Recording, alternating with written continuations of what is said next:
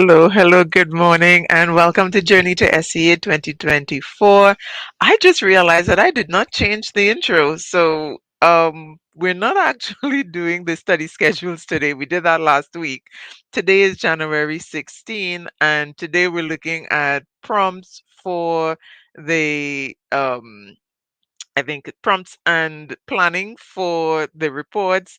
We're also looking at the types. Let me bring it up. Yes. That made me laugh. I'm so sorry. Good morning. Um okay, so for narratives, we're looking at reviewing prompts and getting original stories or as close to original stories as we can. And we'll be looking at for reports, planning, and doing planning drills for reports. And then with the comprehension, we're also going to be talking about fiction and fiction texts, questions, and answers. So, thank you so much for those of you who are able to join me live. I do so appreciate not feeling like I'm talking to no one in general. Knowing that there are people actually here, asking questions, sending me messages, that is absolutely awesome. And then I feel like I'm doing much more of a service because then I can answer your questions specifically. So if you have any questions, definitely type them in the chat, type them in the comments, and they usually pop up on my screen. And for those of you who are actually looking at the recording, thank you very much for that, for taking your time. Please let me know if it's useful. And if you have questions as well, then feel free to type them in the chat. I do check back from time to time, as well as once the questions are put in the chat or in the comments, they pop up and I do see them so that I can respond to them directly. And of course, you're welcome to send me a message on Messenger or to send me a WhatsApp. I'll put my number up in a little bit, but I am here to really help you as much as I can as we wind ourselves down to SEA 2024. And for those of you who are new, you're checking this out for the first time and you're thinking, who is this lady talking about all these things? Well, my name is Shellyan Edwards Byron, and I'm a creative writing specialist. And what that means is that I really do get into details with the creative writing. We talk about the from beginning to end, whether it's a report or a narrative for primary school students, but I also work with adults who are going to be published, those who are working on master's thesis, those who are trying to get their writing game together. I work with people in that regard as well. So when I say that I'm a creative writing specialist, it goes beyond the primary school. And so what I do at the primary school level is really based on what I know students are going to need beyond this level. And so I work with something called multisensory learning. And just as the name suggests, we're looking at using multiple senses in a lesson so that students can actually be engaged and not feel like writing is a pain. And that's a big deal for me because when I taught university, I used to get students in my class telling me stories about what happened at primary school and how distressing it was. So I'm trying to reduce the distress at the source, which is at the primary school level, when students really get into this kind of writing. So thank you for joining me. You know a little bit about who I am. Of course, if you want to ask more questions about me and what I do exactly, feel free, send me a message and I'll share my responses during the lives so that everyone could get a better handle on it. These days, I'm more into um, neurodivergent learning, I guess, inclusive classrooms, and making learning accessible to everyone because many of my students struggle with certain challenges regarding comprehension and various aspects of writing. So what I'm sharing with you would be very helpful if your child is going to face any significant challenges. So whether it's with comprehension, being able to decipher and respond effectively, whether it's with the writing, being able to put together thoughts and descriptions and organization, all of those things, the strategies that I'm sharing really benefit students who are struggling. So all right, so let's kind of get into it. Um, I started, I think, about maybe 6 or 7 minutes past 11. So I'm going to go until just about that time past 12, so that we're within the 1 hour segment, and I'm going to try to cover everything in then. So sometimes it feels like a lot, and if you didn't see last week's session, then I recommend going back to last week, because at the beginning I did something called a grounding exercise that helps with anxiety and helps calm nerves and, refocus and so on. And I know this time of the year, coming up to the exam, many students and parents are going through it. I myself kind of eased into the year, and I feel like I'm still catching up. I have so many outstanding things for teachers and for parents and for students. As soon as this session is over, I'm going to be handling some of those. So it can really feel anxious. So you can go back. It's called the 5 4 3 2 1 grounding exercise. And right at the beginning of the session, last session, I went through the process of going through it. So if you haven't seen it, go back and check it out. If you have, you can go back and check it out. Make sure you have it clear, because I tell you, it really helps. I did it this morning. I did it yesterday. As time progresses and we're coming close to the exams, and I feel anxious for my students sometimes. So I do the exercise myself as well. So, all right. Let's see. Where would we begin? With reports as usual. I try to do reports first, then narratives, and then the comprehension. So, depending on which one you're interested in, then you know which section of the video to go to. So with the reports, what we're looking at this week, and so we're running a kind of week cycle, right? And for those of you, if you haven't already downloaded your copy of the schedule that I have, you can download a copy. It's an SEA Peaceful Approach. If you want to get a copy and you can't find it there, if you're not a member of the group, definitely message me and I'll share with you a copy, not a problem. So we're looking at reviewing planning and doing some planning drills this week. So I know at school, many teachers, students are already writing. Some students are doing 2 and 3 practice tests a week. And so there's a lot of writing happening at school.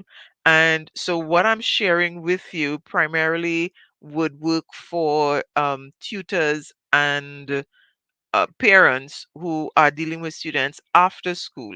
So, this kind of information is not to replace, and this is not the only thing that should be happening. Students should be completing full reports and full narratives at this time. But in addition to that, we do want to keep revising their technical skills and revising their strategies, making sure that they're really comfortable and prepared going into the exam. So for reports this week, I want you to work with your kids on planning and doing planning drills. Now, overall, students have 50 minutes, that's 50 minutes to complete their report if they're getting a report at SE, right? Included in that is analyzing the prompt, um, deciding what to write on, making some notes, writing, and revising. So we have the whole writing process taking place in those 50 minutes. So what you want to do is to start timing your child and see how long each section takes, so that you could work on reducing their time. Because at this point, students should already have all of this information. They would have done some of it last term, and they would probably have done it even before that. So this is reinforcement for the sake of reducing time. So you're really looking at timing a lot from now on, well, from last week, looking at timing efforts. And so a distribution of that time, and let me see, maybe I can put it up. So we have 50 minutes, and in that distribution, we want to spend 5 minutes planning. Then we want to work with like 35 minutes writing, and then 10 minutes review. Right? Now, I know that sounds kind of like a lot for the review, but here's the thing. If you plan for 10 minutes review and you spend a little bit more time writing, then um you'd still have some time to review. But if you plan for 5 minutes review and then you spend a little bit more time writing than anticipated, then your review time is going to be cut down significantly if you have any review time at all. And for many students, the review time is when they can fix some spelling errors, when they can add in some punctuation and, make the minor changes that bring their report up to that 18 to 20 where they want to be. So it's important to have that review time and plan for enough of a review time that is going to make a difference. And so with the planning time, which is what you're focusing on this week, we want to aim for like about 5 minutes. And so planning a report in 5 minutes means having a really clear strategy of how you're going to do the plan. Now, when you're planning freely and there's no specific time frame for planning, then we're working with a 5 paragraph structure. So we would, P1, P2, P3, P4, P5, and you put notes and you take your time and you fill it out and that kind of thing. For reports and report planning during an exam context, you really want to bring that down to as few words and strategies as possible. So, what students should do is analyze the prompt first and make notes. And we call that annotating the prompt, right? And so, for annotating the prompt, what you want to do is circle keywords, underline things, draw arrows and say, okay, remember this. Those kinds of things where the student is recognizing precisely what the prompt is asking them to do, looking at the scope of the prompt and so on. And that should take about maybe 30 seconds with practice. And then you want to go to the main part of the report. And so you want to annotate first, then plan main section,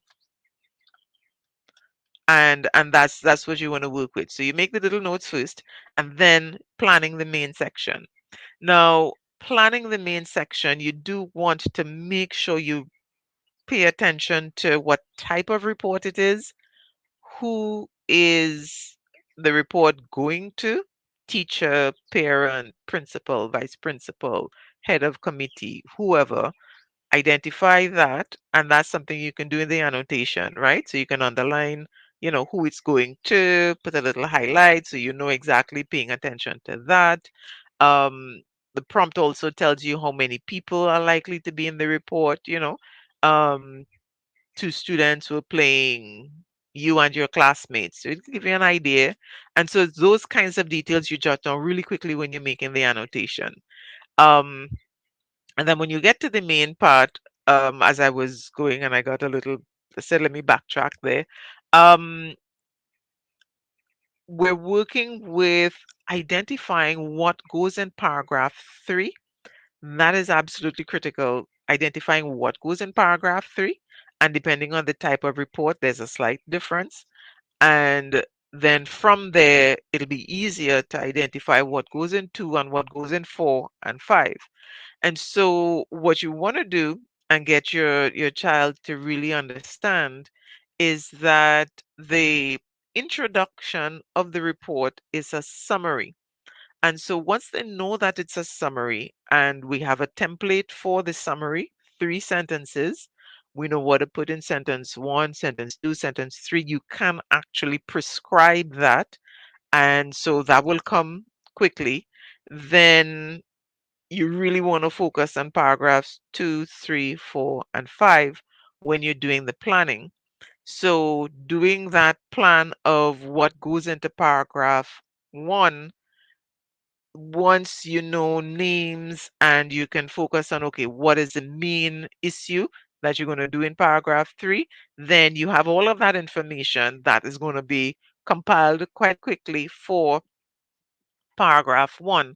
And so planning paragraph 1 in a lot of detail isn't necessary because you have a template.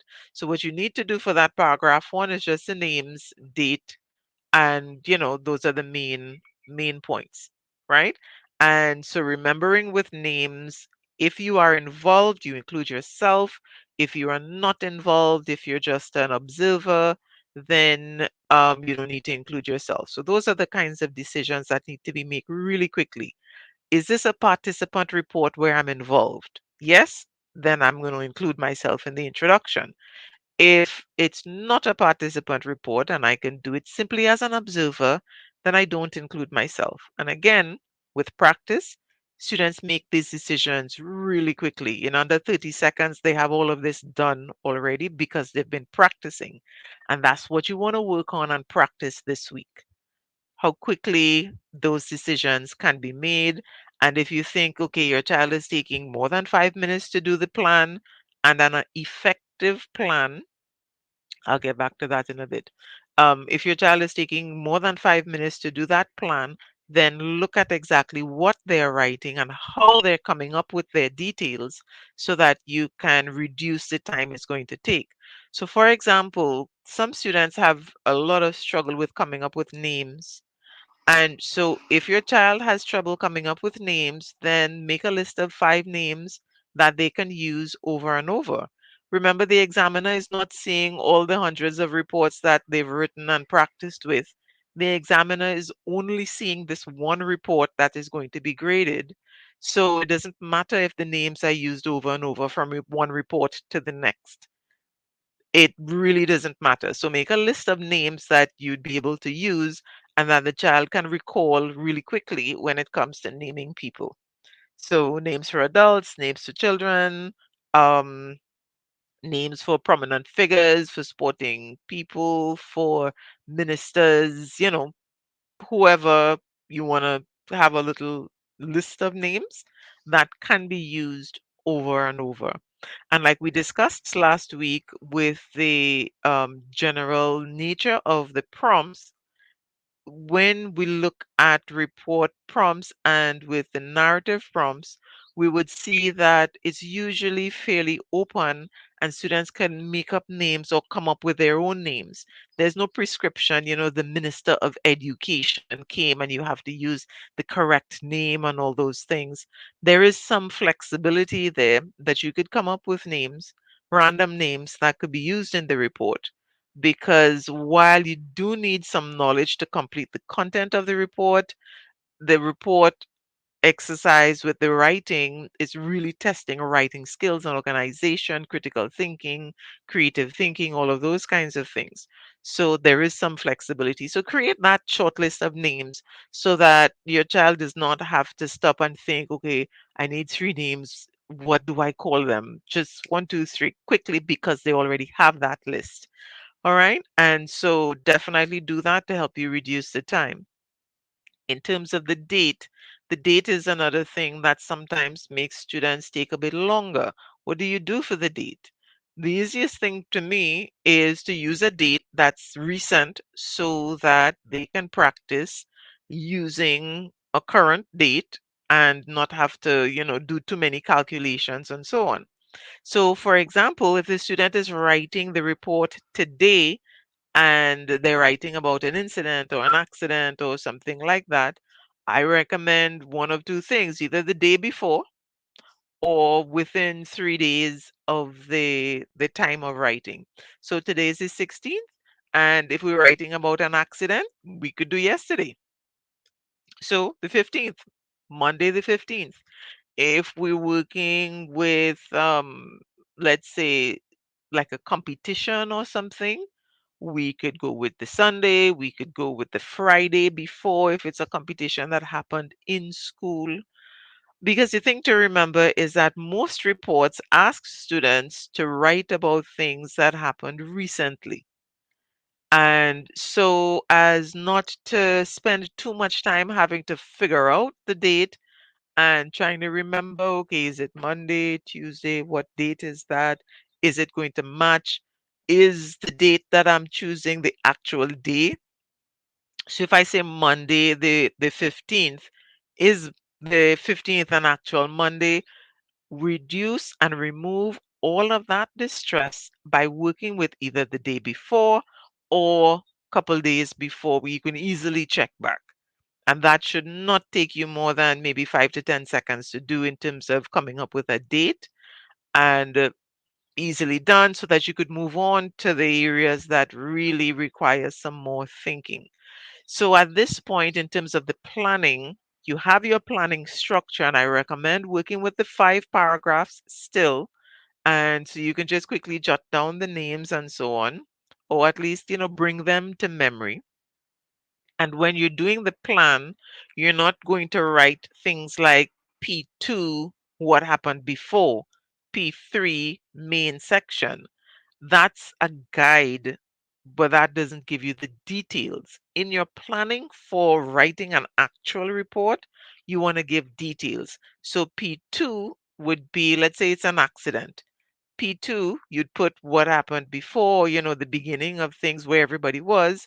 So we can just put notes like, um, heading to cafeteria, um, puddle on the ground near the AC in the corridor, um, those kinds of things, just, jotting down the details, and so on. So that's you actually want to put the details that you're working with and in quick format, meaning bullet points, phrases.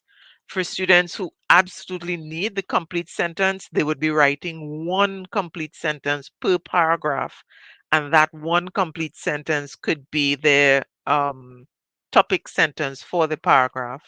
But I generally recommend just jotting down the notes because that would be a lot faster, right? And then you'd be able to write more than just the first sentence. But it depends on your child and how they work. So try out variations and see which one gets them the quickest plan that is most effective and that's going to help them write and review their report. All right. So that's the whole idea with the planning of a report. We want to get as many guidelines as possible so the details would be clear and the student would know, okay, what to put where because they have some content information in their plan, and you want them to make decisions like, are they involved, who's it going to from the prompt, um date, time, and so on. And speaking of time, time is something that you might want to check in with your child on, because some students have a challenge with understanding how long activities might take. And so you might have a child writing about, uh, let's say, a competition, and the competition has like maybe 5 participants. The competition starts at 9 and finishes at 10. That's probably not enough, depending on the timing. If it's a football match, for example, how long does a football match take? 90 minutes plus break time, plus intermission, plus any injury time and so on. So, you know, things like that. So make sure your child understands how long things might probably take and when things are likely to begin. So a football match maybe in the afternoon after school, a spelling bee competition maybe in the morning, so I have them think about specific times where they could say, okay, 9 a.m., 3 p.m., 4 p.m., whatever the case is, that they can associate with different types of reports. So an incident, depending on the incident, where is that, like what time? Accident, if you're heading to school in the morning, what time will that likely be? If you are dealing with a competition, we spoke about that. So maybe morning or afternoon, depending on the kind of competition. If it's an event, maybe it's in the night. after school, maybe it's on the weekend. If it's an activity, maybe it's after lunch. So go through that kind of discussion while you're planning and going through these planning drills so that your child would make sure to have the time sound plausible and reasonable. Now, of course, I don't think the actual time itself makes a difference, but the fact that it makes sense to the report and it makes sense to the context will make a difference in terms of how the information is presented. So that is definitely something to pay attention to. Yeah. So we're reviewing our planning and we are timing. So ideally, just as I had indicated last term, for those of you who followed the lives up to this point, we're coming back to this planning and we're double checking and we're reviewing and refining to make sure the planning time is 5 minutes or less. And then you want your child to be able to use the plan and reference the plan while they're writing so that when you get to the writing time for your report writing this week, use one of the plans and, practice with that or have them do the practice and then the planning practice and then the writing. And so if you have a copy of the schedule, what I'm recommending is two separate sessions during the week, 20 to 30 minutes where you will work on these things. So only planning drills during those two sessions, only discussions about the kinds of details that go into the plan and so on. And then maybe over the weekend, Saturday or Sunday, depending on your preference, then you do a full report, plan everything 50 minutes beginning to end to see how the planning practice is implemented in a timed situation. So that's pretty much what you're working with where the planning is concerned. So review planning, how to do it well, annotating the prompt, doing the P1, P2, P3, etc and then doing planning drills. So you want to get like maybe 5 to 10, so 5 in each sitting, prompts that you can do the planning with because remember it's going to be if it's 5 minutes per plan, then work with three. Yeah, five might be a bit much for one sitting. So work with three and have the student respond to each and then you can have some time to review. That'll give you about 20-30 minutes. Yeah, so work with three. And so that's what you're dealing with. Yeah. um so that's the planning for the reports. Anything else with planning for reports?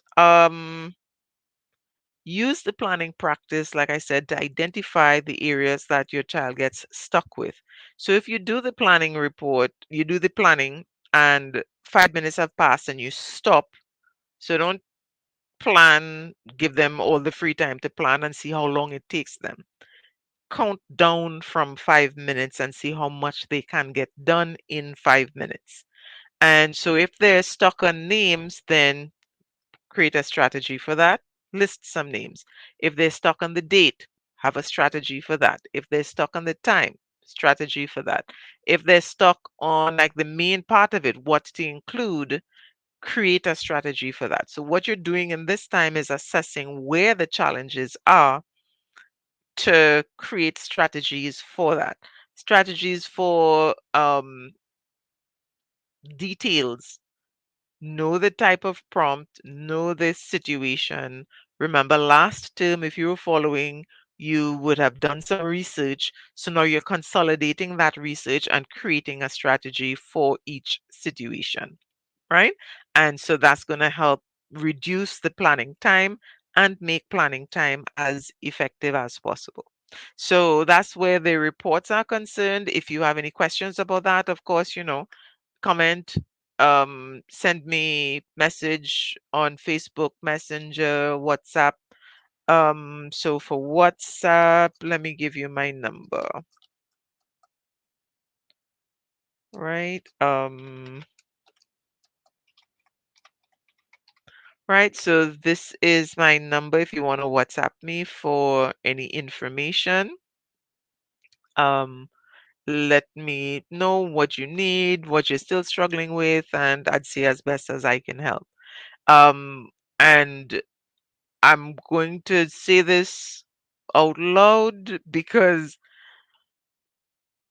whatever information I can give you immediately, that's what I'm going to commit to, because I know there might be many things that we might need a discussion. So if I can chat with you, send me a WhatsApp first. If I can chat with you, I'll schedule a time and we can have a chat, like maybe 15 to 20 minutes, where I could give you as much advice as I can.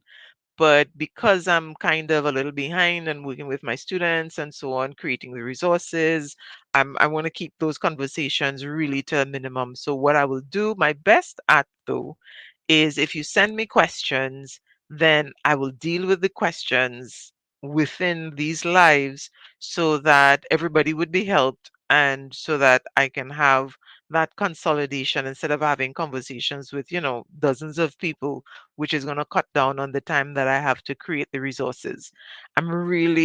My goal for this year is to get the rest of the textbooks out, get the worksheets and all those things available, because I know after you look at this live, when you go to do your practice, what are you going to be doing and what materials are you going to be using? If you had those, and I do have some that I can share with you, but for the majority of things, there's still a lot more that could be done. That's what I really want to spend my time on in terms of providing the resources for you. So, speaking of resources, for the reports, since we're talking about reports, um, I have this resource that I think is quite helpful. I'm going to share my screen so you can see just to cover, see what it looks like, right? Let me see, maybe go 50%, right? So you can see the whole thing. So if you don't already have a copy of this, I do recommend getting a copy. Um, this is booklet number 7 for analyzing report prompts. And this is 7 out of, I think, 11, including the introduction, which gives you a definition of reports and so on. And what you get, notice it says incident, accident, competition, activity, and event reports. What that means is that there's a booklet on each of these, plus I added in natural disasters, just so that students could have that breadth for natural disasters as well. um, you get a booklet with definition of the type of report, a breakdown of what goes into each paragraph. You get a sample report and 3 prompts that you could work with. So for your planning practice, you can use these prompts. For your actual writing, you could use them. And the prompt for the sample report is given as well. So you have that practice, that prompt to work with. So there's a lot of information that you can actually follow up with what I'm talking about in these sessions using those booklets.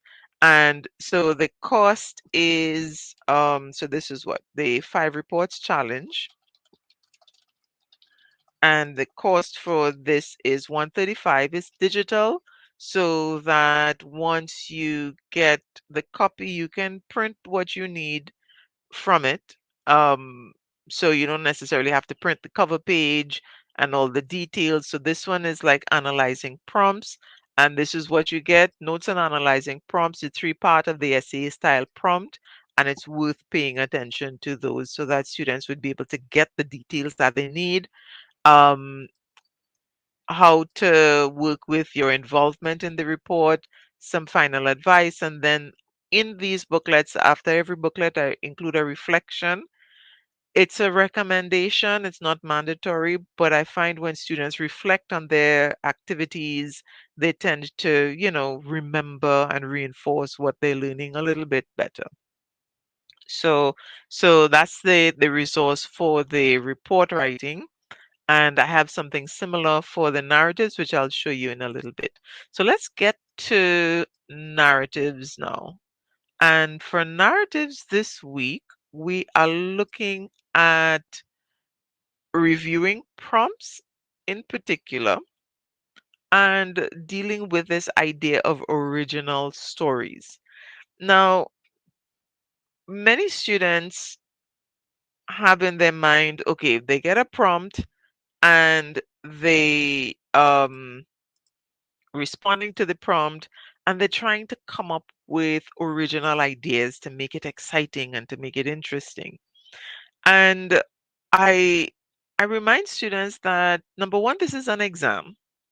And while original is awesome, I think complete, descriptive, and exciting is far more important than completely original.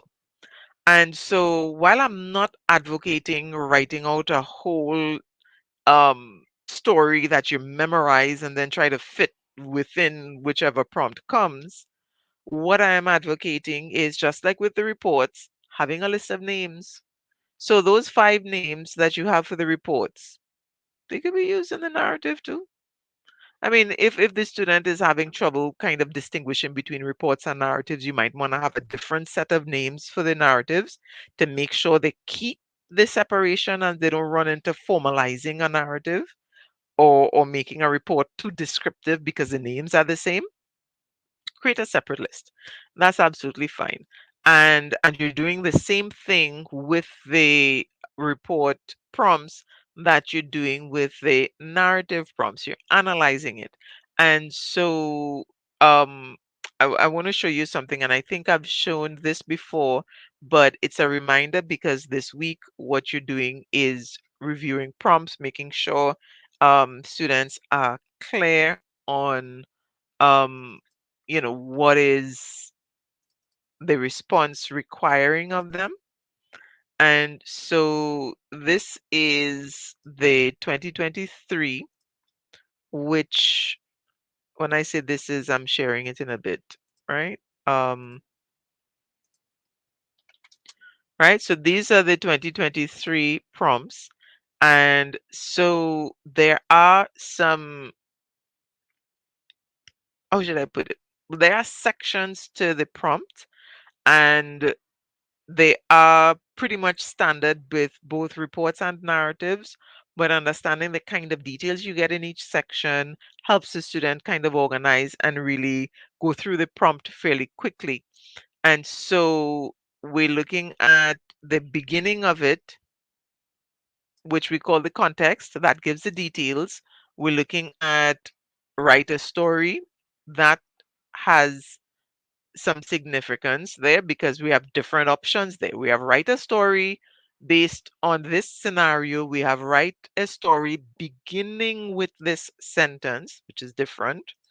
And then we have write a story about what happened, which is, I think, the most flexible. Um, you know, but then sometimes you might see what happened next, the events that followed, and so on. So, and you have that here, right? We always see that events that took place, events that followed, who were involved.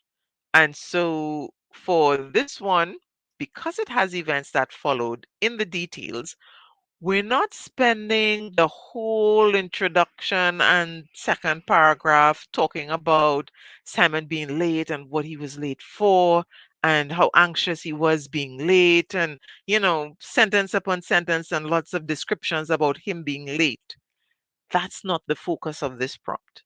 The focus of this prompt is what he saw and the events that followed. And so getting students to recognize that and know what to include in their introduction is going to make a difference. And that comes from analyzing the prompt. So definitely analyze the prompt, look at the 3 sections, see what is required, and then make sure students are able to understand that a lot more clearly. And just as I advocate a 3 sentence format for the introduction of a report, I've been revising a kind of template for the introduction of the narrative. No, it's something that I recently started working with because I know students know what to do, but then getting into the details of how to do it. So I'm actually testing it out with some students to see how much it helps them, because we don't want students to be spending so long trying to figure out how to begin that their time goes and they're not able to finish. Work with the same kind of timing. So for the reports, what did we have? We had 5 minutes planning, 35 minutes writing, 10 minutes reviewing. We're working with the same kind of format in terms of the time for the narrative. So you do want to do some plotting the events of the story after you analyze the prompt, but you don't want to spend so much time figuring out how to begin. All students by now should understand that there must be one sentence at the beginning, that the sole purpose of that sentence is to get readers' attention and begin the story. Students ought to know how to write that. The next step would be, how do they transition from that to what's happening in the story? Because I've seen stories where, we have this really awesome extra descriptive sentence, and then the next sentence feels like another beginning, as if they're starting the story over. And so the two sentences, it's like they had a falling out and they go in their separate ways. But we don't want that. We want everything to flow. So that, what do you do after the hook? So my recommendation is, usually after the hook, give a reaction. So give the character's reaction to the hook, and in that reaction to the hook or response to what's happening in the hook, have a character description or a setting description, depending on which one you had in the hook itself. So what I'm recommending, as you analyze prompts and you understand what is required, work on introductions. I mean, we are going to be, according to the schedule, we're going to definitely be reviewing introductions in more detail and hooks exactly next week, but we're priming from all now. When you do your prompt planning and you're reviewing the prompt and you're annotating the prompt, what are you noticing? And what sort of details do you need to make an exciting story that you can prepare ahead of time? So names, that's definitely one thing. The lesson learned is definitely one thing. And this is something that I've said over and over. When students are planning their story, they ought to have their lesson learned at the beginning before writing the story. We don't want the lesson learned to feel like if it's just added on at the end because I have to have it. We want the lesson learned to kind of be part of the story and sort of inform how the story is written. And the only way to do that is if you know ahead of time. And so, of course, I know there are many texts and so on that advocate using proverbs and different things. Choose five that you could rotate over and over, and don't let it be that, okay, what is this story telling me? Now I have to stop and think and figure out. I have these five lessons. I'm reading this prompt. Which one do I think it matches with? Fit it in. So you want, those proverbs are easier because you have these kind of universal ideas. And so have ones that you work with, that you're practicing with, that you'd be able to use effectively in the story because you're planning and because you're plotting and because you used it before. So again, the examiner is not seeing all your practice essays or stories. The examiner is only seeing this one story. So when we talk about being original, we don't really mean you have to come up with brand new names and a brand new idea every single time that you write. Create a template, create a structure that the students can work within, that follows certain guidelines that will help them. So paragraph 1, start with the hook. Show characters' reaction. Explain why character is where they are. Then add in some idea of what the character wants and why they want it, and then end with the foreshadowing that gives a hint at what's coming. Of course, if you're using a flashback, that format is going to be slightly different, but you can still have a format. And for students who are prolific writers, 5 sentences. For students who are not prolific writers, 3 sentences. And that should be sufficient.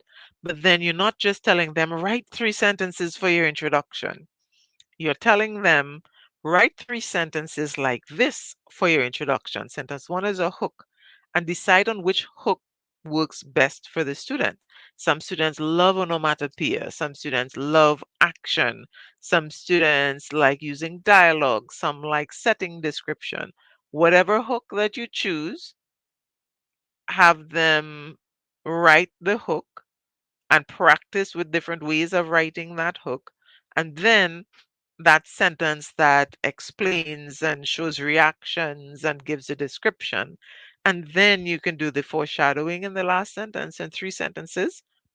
Effective introduction for a story of this nature. Because remember, really short, compact, flash fiction story is going to work. So this week, as you're reviewing prompts and you're planning for next week's view on the introduction and practicing the introductions, think about, what does it mean to be original? How original can I be without regurgitating a complete story? Think about those things and look at your child's writing that they're doing at school, and see how things are working out. And of course, this schedule, just like the report schedule for studying and revision, 2 separate sessions during the week, 20 to 30 minutes each, and then a 1 hour writing session over the weekend where you can write a complete story. And so you're looking at original ideas and names, and make a list, do some strategic thinking about what works and what doesn't work, what kind of hooks could work. And then you have your full planning, your full writing session, sorry, that you could implement all of these things.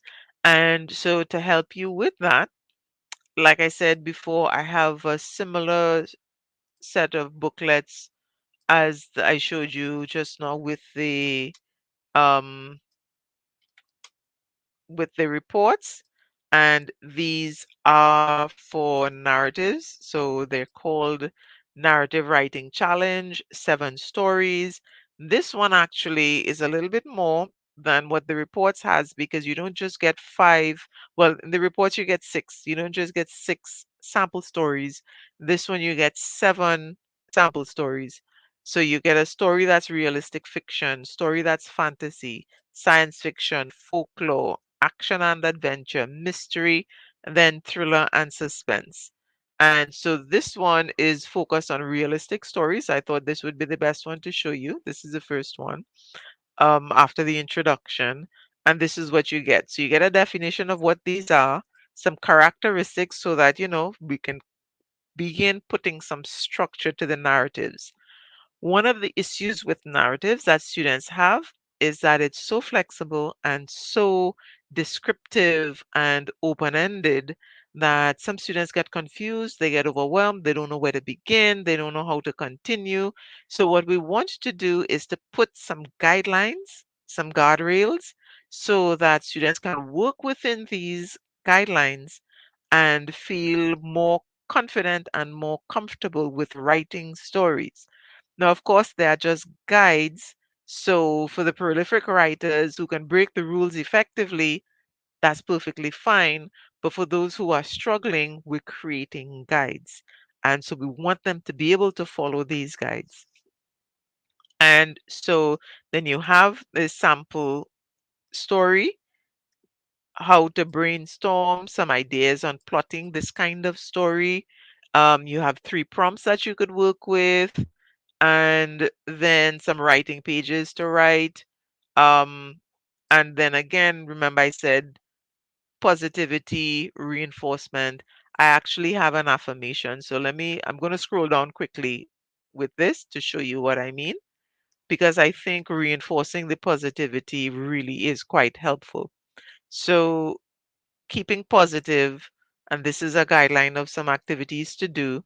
And then here's the affirmation or positive statement that you could write, have the student actually write this out when they're doing their practice. So writing stories gets easier when I plot quickly before I begin writing. So it's a reminder, and then there's a format for the plotting and all those things. Um, and then so you'd write the reflection here, give one. So this is a positive statement. You're putting that statement above, you're writing it here, and students are identifying. So after your quick session, the 20-minute session during the week, each one of them ask, okay, what did we learn today that you're going to be using in your next narrative, which will be this weekend we're practicing, or at school if it comes sooner? What strategy are you going to be using to help you with this? Have the students identify so that when they do the practice, you can go back and say, okay, did you use this strategy? How did it work? What was effective? What was a bit challenging? Because the whole point of all of this is to be as intentional as possible to give students confidence in their writing. Confident writer is a better writer. And that's something that you really want to work on. So, so this is an idea of how that's done. And so for this particular one, so in addition to that, in addition to the sample stories and all those things, you do get um, analyzing narrative prompts, some guidelines on how to come up with descriptions of the vocabulary, structure of the plot, and so on. So it's a really compact um, package. And for that, this one, because it's 7 stories, um, the cost is, so there are actually 12 booklets in this one, so you get an extra booklet from what you get in the reports. This one is 145. And again, it's digital, so you only print the sections that you need, which would be perhaps the sample story and maybe this reflection.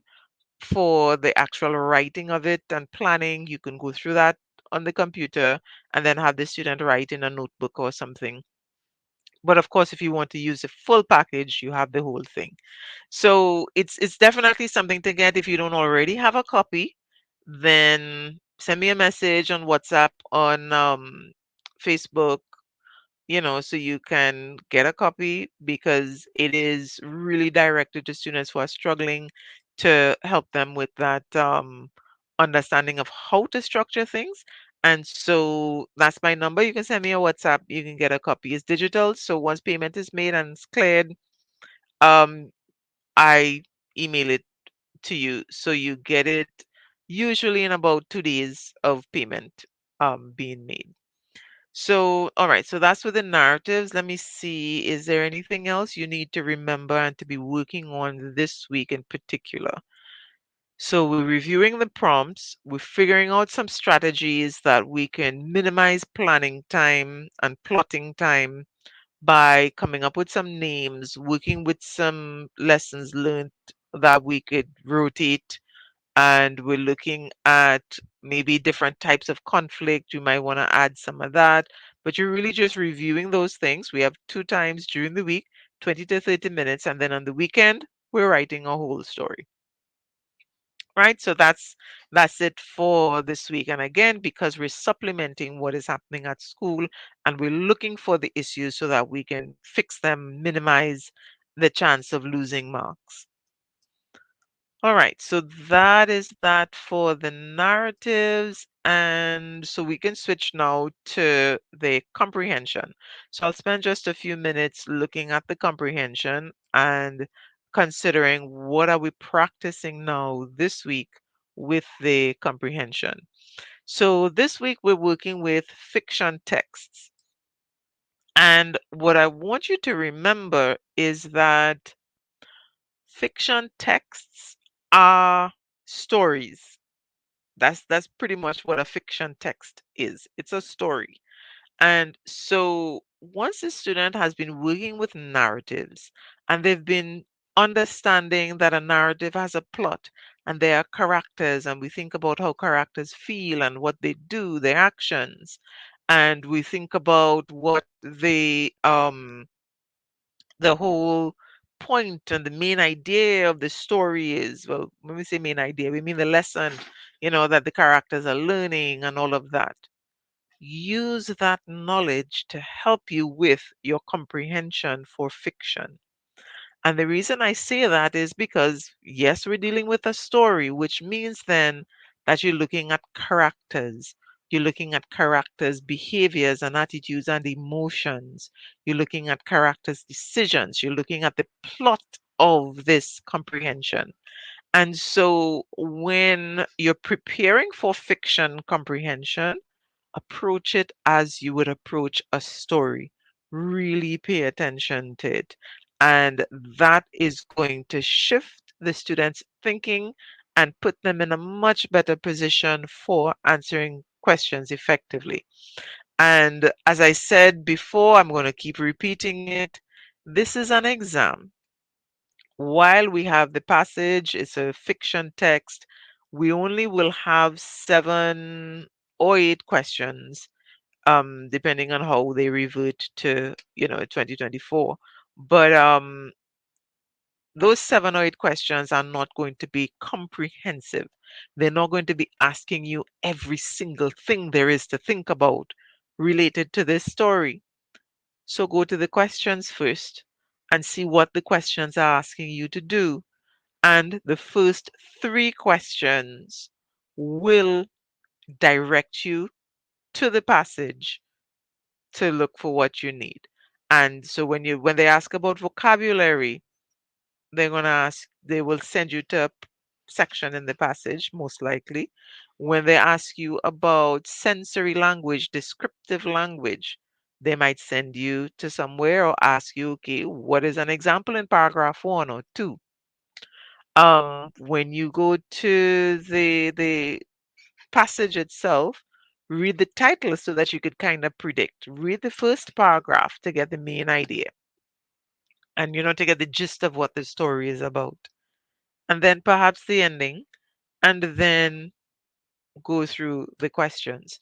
So, my number one advice to you with fiction comprehension, treat it like you're reading a story. And we know what stories have: plot, characters, conflict, description, and characters making decisions and so on. So that's the best way to really maximize the effort where a fiction comprehension is concerned. All right, so outside of that, it would really be going into lots of details. And while I don't yet have a resource pertaining to the individual comprehension, I do have the 2019 to 2023 past papers answers with explanations of why certain answers are more correct than others, even though you may have options. And Sunday gone, I started the comprehension class, and I think we had an awesome class. So we looked at purpose in writing and how that could inform you in answering questions. And there's quite often that purpose question coming for narratives, for the fiction comprehension. I've seen it also in nonfiction. It's usually main idea. Fiction and poetry, graphic, you're likely to get that kind of purpose question. So we had a good class with that. I might be willing to take one more student, but I have pretty close to the number that I'm aiming for in terms of the size of the class. So if anybody's interested in joining, message me today. I'm not really going to be adding too many students, if any, at all. So if your child is really struggling with the comprehension and you're not sure about how to go about it and you need a little assistance, message me. You can get a copy of the past papers. The past papers, yearly past papers, and this is from 2019 to 2023 with answers and explanations. And I have it grouped. So if you want to study fiction, we have, I think, three to work with so that you could study the fiction comprehension. Um, the looking at and I go through all the details, um, and so on. Now, someone is asking for a comprehension and poetry book besides Vidya Mirage. Um, I'll have to do some research on that because two reasons. One, um, the Vijay Mirage book is pretty good. Two, um, the approach that I take to comprehension is a little bit different. And so I am actually creating my own resources as I go. And for my students, I'm using the past papers and we're studying the past papers and I'm creating resources for them. So I have not actually explored a lot of other textbooks. But since the question came up, I will take a look and see what is on the market and I'll probably do some reviews on books as well. So I'm going to take a look and I'll probably do those reviews on my Facebook page, not in these lives, but I'll do maybe a couple video reviews of certain textbooks so that I can show you what I think works and so on. So I'll start that. I had planned on, so I'll get the Vijay Mirage books and I'll do a review on that to start and I'll see what else there is available. But like I said, I kind of create my own resources because I work with multisensory and because I take that slightly different approach to teaching comprehension. Um, because what my intention is to supplement. I don't believe in doing more of what's already been done. I think we need to supplement and support the students who are still struggling with what is being done. So that's the case. So I know I didn't quite answer the question, other than to say I don't have a recommendation in this moment, but I'll see how soon I can get you another recommendation. If anybody has any suggestions, which books they want me to look at first, send me and I'll get a copy of the book and do the review and I'll let you know exactly. All right. So I think that's it so far. So if you don't already have a copy of the past papers with answers that you can study, and like I said, I have them grouped so you can look at the fiction only, you can look at the nonfiction by itself. Well, actually, no, I don't have it separated like that. I have it separated in terms of the comprehension, graphics, poetry. So if you want to look at comprehension by itself, yes. Look at the poetry by itself, yes. Look at the graphic by itself, yes. And of course, if you're interested in joining in with the comprehension class that I have, the Sunday session was recorded. So if you join now, you'll get a copy of that recording, so nothing would be missed. But I'm only willing to take like one more student because I think the group that I have is a large enough group that I can still give each student that individual attention that they need to really develop their comprehension. All right. But message me and let me know.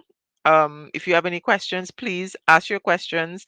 If I can't do it immediately in response in a text or quick conversation, I'm going to answer it in the live. So if I get the questions anytime between now and next week Tuesday, I'll answer them in next week Tuesday's live.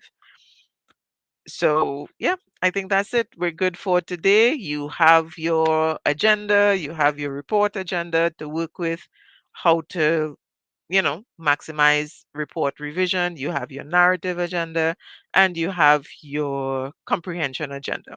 So that should carry you between this week and next week. You know what to do. make sure you set aside that time. So don't just say, okay, 20 to 30 minutes, maybe I have time today, maybe tomorrow. Schedule it, because when you look at 3 sessions for narratives, 3 sessions for reports, that's writing pretty much 6 days a week. So you want 4 sessions, 30 minutes each, roughly, and then 2 full 1 hour sessions writing. That's not a random thing. You have to decide, okay, Sunday morning, 10 o'clock, we're going to do reports. Sunday evening, 4 p.m., we're going to do narratives. Figure it out, schedule the time so that you'd have that consistency going, and you would be surprised following along with these lives and using the resources that I shared with you today. You'd be surprised at how the the the information is going to be assimilated and students would improve. The cost, oh, I forgot that. The cost for the past papers is 150. Right, so that's yearly past papers and answers, and you get a copy of the blank ones, grouped as well. If you don't already have a copy of the full blank exam, you can go to my website and get that. There's no cost for that. It's not mine to distribute. I didn't set the exam. Um, so if you want that, you can just I think it's yearly papers on the exam. I'll put the link, on the website. I'll get the link and I'll put it in the chat. But certainly you could just message me and I'll send the link for you so you can download them as you need. So you can get the 2019 to 2023 blank papers as well as the creative writing. That's ELA blanks and the creative writing as well for 2019 to 2023. Um, Free to download as well. So if you want to start there and see what they look like, then that's fine. And then if you want the answers, my version of the answers with explanation of why some answers work better than others, um, WhatsApp me and I'll be able to share that with you. All right, let me just put my number up one more time for those of you who want a reminder. 717-4993. That's my number. WhatsApp me. Otherwise, Shelly Ann Edwards Barron on Facebook, and you can reach out to me through Messenger and we can take it from there. All right. So thank you so much for your attention today. I appreciate it and the questions and interaction. So that let me know what you need and I'll see as best as I can to help you. So I know you asked about the comprehension. So I'll put a little bit more effort into the comprehension to see what resources I could offer you within this month or for the latest maybe February, something that you could work with to really help enhance the comprehension skills.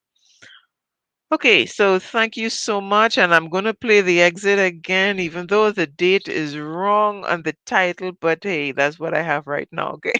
Have a wonderful rest of today and the week. And I'll see you next week. And next week, we're getting into more details, nonfiction, um, planning, plotting, etc. And so I'm here with you on your journey toward SEA 2024.